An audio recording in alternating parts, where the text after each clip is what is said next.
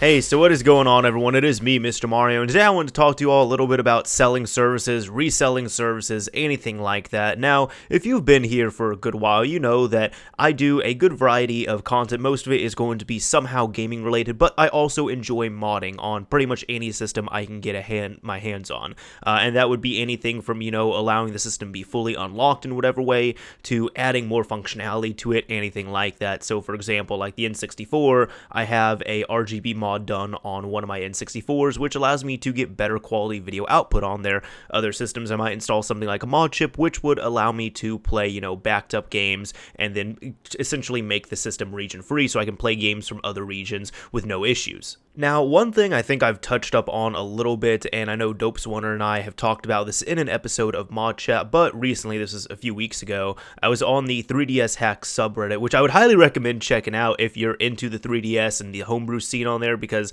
they are a great bunch of guys and gals over there. But I was over there a few weeks ago, and somebody brought up the morality, not so much the legality really, but mostly the morality of reselling services, anything like that. And I ended up replying on there, and it got a good bit of traction. There were people that were replying to me, other people recognized me, so I mean, that was nice. But essentially what happened there was I had said kind of in short, I'm not reading it verbatim, but from what I remember, my stance on it was really, if you're reselling services themselves, morally, I don't have an issue with it because that stuff takes time. What I do have an issue with is people taking information and code that is available online for free, readily available. Like, you don't have to go to any shady sites, you don't have to pirate it or anything like that. It's all like readily available, like all these tutorials and guides and stuff. And if they're taking those and reselling them, that is what I have an issue with. Now, I'm not talking about, pirated games or anything like that. That's a whole other different thing.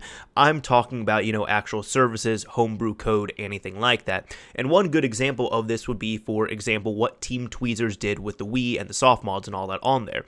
So all the soft modding stuff that they did, like you can, for example, get a Wii that is on the latest update, and you could use Banner Bomb to go ahead and then install Homebrew channel on there and do a bunch of other stuff.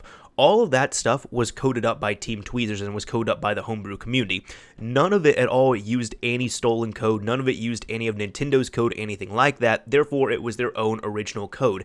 And they also released it easily to find online for free. So again, you don't have to register on any weird sites. You can find it online for free directly from the source. And they also made tutorials on it as well too, which made it all quite easy to utilize and understand. Now, this is where the difference comes in. If you are a person, let's say you offer to modify someone's Wii and you say, oh, I don't know, I'll modify your Wii for $20. Now, this is only going to be the modification. It's not going to be any type of pirated games or anything like that. So we're keeping it all clean and legal here. It's just going to be a little bit of a gray area because you're modifying a console. But let's say, I'll offer like $20 to modify a Wii.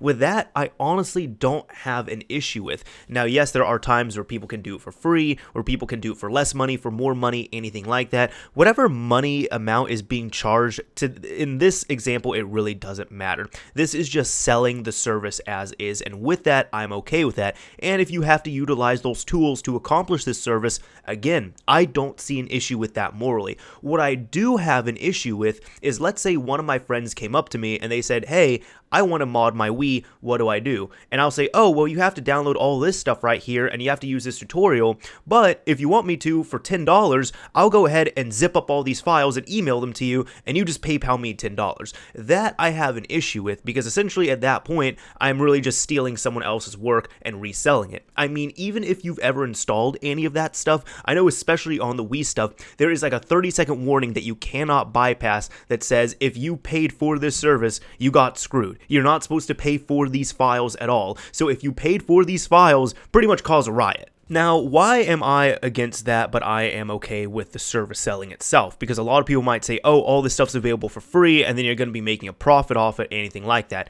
Here's the thing. Because it is available for free, just like I can do a certain modification to my system, and I have access to the internet and everything, you can do that same thing because you have the same tools that I have available to me. The only difference might be you might have less time to do it, you might not have the same skill set to do it, you might not have all the same tools to do it, and that is understandable, and that is where selling things as a service comes in, especially since in this world there are service-based things as well too. One example is a few months ago I got a good amount of work done on my car. It did cost me quite a bit, and most of that money that I paid was the labor.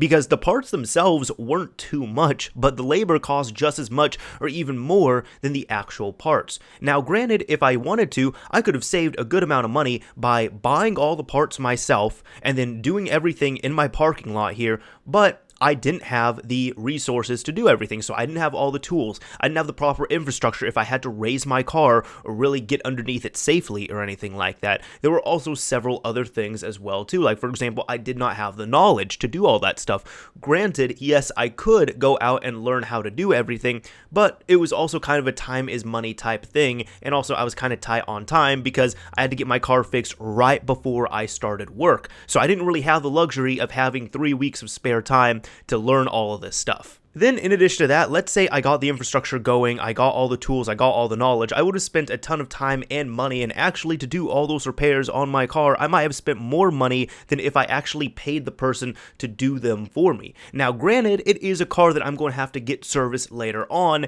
and probably this time, in that instance, I would have paid more up front but would have saved more money later, while as vice versa, I would have paid less up front if I had it serviced by someone and then had to pay more later on for service. But that is also just another one of those things where honestly, I'm not that good with cars. I think I can do work on them if I really put myself to the test and learn them, but I just don't have, I don't have the resources to put into that. I really don't want to allocate the resources into that, and also the interest for me is just not there. So it's kind of one of those things as well too, where I have friends that work on cars and everything. They don't know that much about computers, game systems, repair, anything like that. So sometimes if they know how to do something on my car that I don't, I'll say, hey, I can fix up those 2 or 3 laptops that you had issues with as long as you do this thing to my car, and there we go, we swap services right there. Now, all this modding stuff, it can be easy or it can be hard. Now, I would say I have more experience than many people, but there's also people who are much more skilled and have much more experience than I do. And with all that kind of comes into the level or not level playing field, where some people can say, oh, this mod is really easy to do, and it might be super hard, or other people will say, oh, well, this mod's super hard to do, and to me, it's pretty easy. There are several mods where, yes, it did take me quite a bit of time to learn them, but once I did them so many times and learned how to do them properly, now I can do these things in my sleep. And there's other things that don't make sense to people. So for example, the N64 RGB mod, I actually made a video with the overview of that, and I had said that that was one of the hardest mods, if not the hardest mod I have done. And somebody was saying, dude, that doesn't make any sense. You've done all this stuff on the 360 and all these other systems, and you're saying that this is the hardest one? And I'm just like, you were not there, man. You were not in my shoes. You were not doing that, because honestly, the Xbox 360 JTAG reset glitches and all that was a cakewalk compared to all the little wires I had to solder onto that little board. And really, with this at the end, it's really just it choosing if you want to apply yourself, if you want to learn how to do all the stuff and everything like that. Like, for example, Johnny Guns used to service many of my systems that needed hard mods. Now, I do not do repairs on game systems, but I've learned how to do hard mods eventually. And the reason why I did not do that at first is because I tried soldering a few things and I stumbled along the way and broke pretty much everything I touched. So I kind of had it in my head, I cannot solder a damn thing to save my life, which was untrue because I kind of proved myself later on with that I was able to solder things successfully, and I've only messed up one thing since I've learned how to solder properly.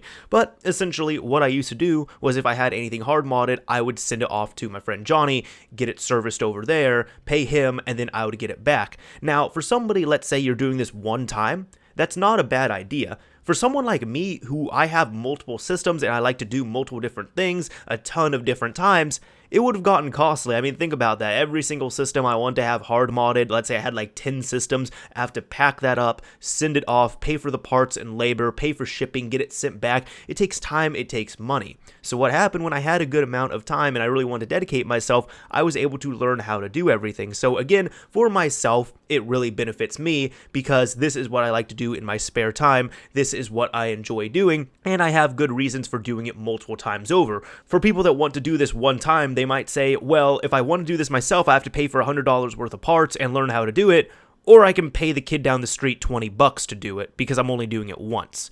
I think I'm going to pay the $20 because it's going to be easier and it's going to cost less, and I don't need to do it 8 times. So to me, that's where it really comes in, and that's why I don't see selling a service itself as an issue. And even, for example, one last thing I want to mention is GeoHot, or George Hotz, the person who is mostly known for jailbreaking and also the first person to unlock the iPhone. I remember back when the iPhone 2G came out, essentially this kid was a complete whiz, and he ended up buying the iPhone 2G with one of his friends. And if you don't know, the iPhone 2G was originally locked to AT&T. His friend was on T-Mobile, so his goal that summer when he got the iPhone was to unlock the phone and have it work on T-Mobile, and he did that successfully. Now what he did was he ended up having two iPhones that were unlocked. I'm sure he unlocked the one for his friend, but he had his own personal one that was unlocked, and he had a second one that he had unlocked, which was for sale or for trade. Now he immediately said, because I remember the interviews and seeing it online and everything, he had said that he made the entire tutorial available for free on his blog, and some people were asking, well, don't you want to profit off it, anything like that? And he said, well, it's information, and I believe that information should be free. Plus, this is not a easy thing to do. This is a hard modification to do. For anyone that does not have experience doing this, it would take them about 12 hours to do. For me, because I've done it so often and I built the stuff, it would take me about 1 or 2 hours to unlock an iPhone. But if you complain about it, the information is there, you can do it yourself. And what he ended up doing with that second iPhone was, remember, you just have to remember this, right? I'm going to tell people this and they might freak out, but you have to realize the iPhone 2G, this is when it first came out, it was a big deal. He ended up trading that iPhone 2G for 3 locked iPhone 2Gs and a Nissan 350Z. So right there, there was somebody who ended up wanting that phone. He had it available, he performed the service on it, and had something that no one else, literally no one else had at the time, probably aside from him and his friend, and the cost was right there, so he was able to do it. Now this guy that ended up buying it, or the guy who ended up trading, again, the information was free. He could have done it, but he chose not to because it would have worked better if he just got the phone himself by trading for it. Anyways, that is about it with this, and I would like to know what you all think of this. So, you know what? Let's show some support as well too if you want to. And if you enjoyed this video, there is a like button for that. And if you didn't like this video, guess what? For you all, there's also a dislike button. So you all can have fun picking the button you want to choose down there. Anyways, this is Mr. Mario signing off. Thank you all for watching, everyone.